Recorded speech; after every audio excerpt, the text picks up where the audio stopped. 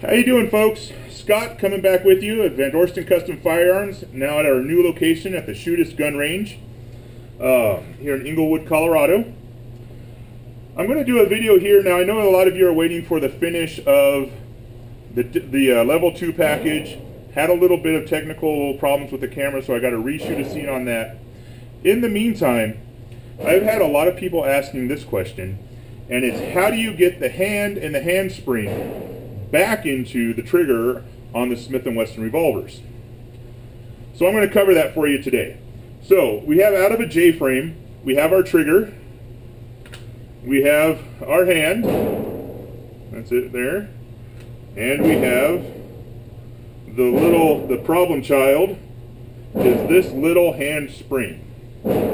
Okay, now this really isn't a problem on older Smith & Wessons where the handspring doesn't come out of the gun. It's pinned in place. Usually the only time you take it out of the gun is if it's broken and it has to be replaced.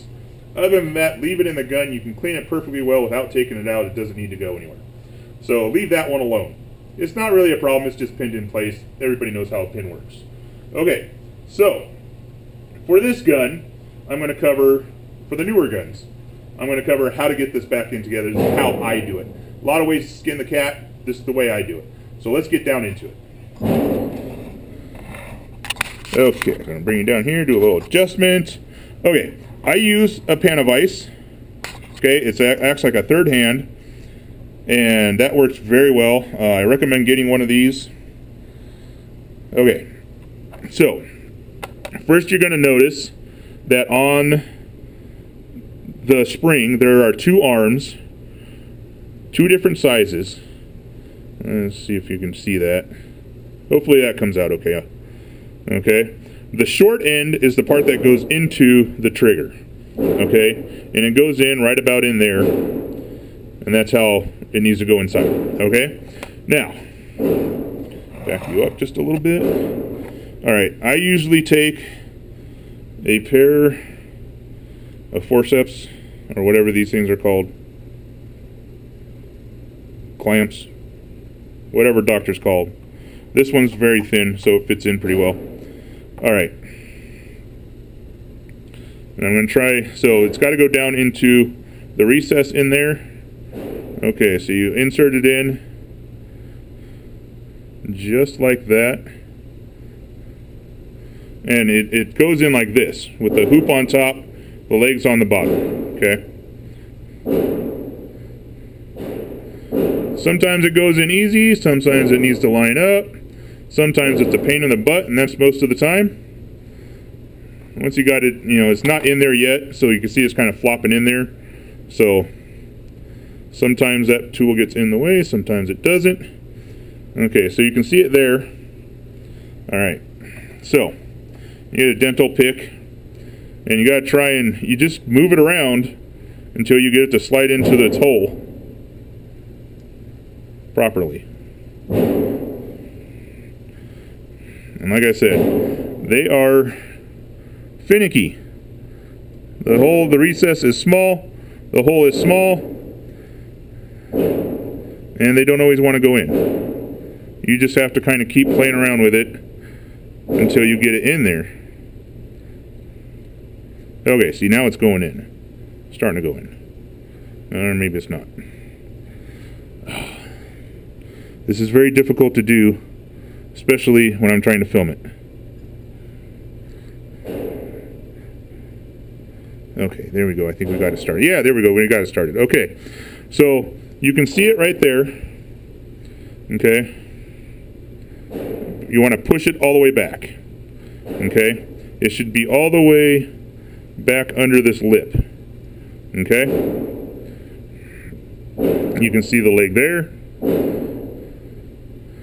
Okay, that's the long part of it. Alright, now this is when I use the vise. Okay, I put it in the vise, about like so, to hold that steady. That really makes it easier for me. Okay, now, I have another tool. Now this tool is not going to be as common, it's probably going to be kind of hard for some of you to get. This is a dental pick I have. Let me pull you back so I can show you the dental pick. Okay, so it's a dental pick. but it's got a really interesting end. You see on this end here, it's got a little fork on it. Okay? Now these are not easy to get. In fact, usually only dentists have them, or orthodontists.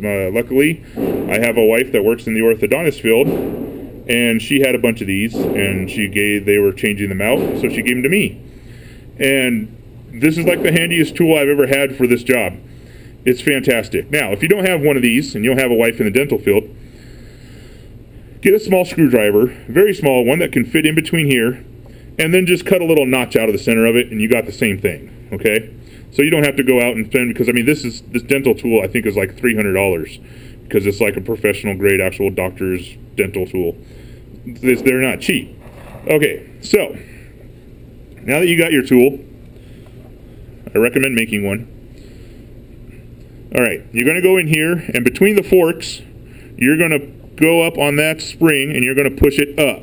You're going to push it up like that, and at the same time, you're going to come in from on this side and get the hand in. Okay? Get the hand all the way in. All right. And you're in there. Okay. Now, it's important to check, okay, that it has proper tension. You don't want to push back too far because it'll snap around the spring. Okay? And then double check that the spring is seated in the back, right in there. All right? So we're confirming that it's seated. You want to make sure that the arm is only on the front peg of, right there, of the hand. You don't want it on both of them because then it's sticking out too far and it's not going to give proper tension. You want it on the front peg only, and you can see it has proper tension. There's no, it's not flopping around. There you go, and you're ready to go. Now it's ready to be put back in the gun. Okay? So that's how it's done, folks.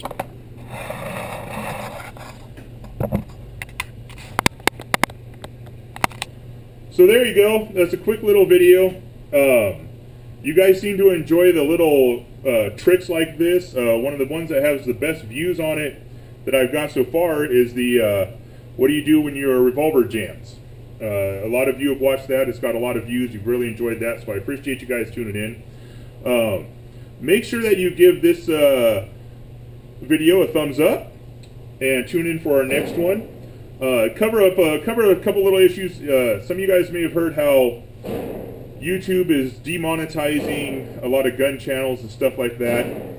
Not really a concern for me. I'm not doing this for any kind of monetary value. It's more of an informative thing. If you want to support this channel, honestly, the best way for you to do it, send me a gun to work on. You get something out of it, I get something out of it. There you go. And if you got something you think it might be a good video, contact me. We'll talk about it. All right. So, thanks for tuning in. This is Dorsten Custom Firearms. I'm Scott, your friendly neighborhood gunsmith. Thanks for tuning in.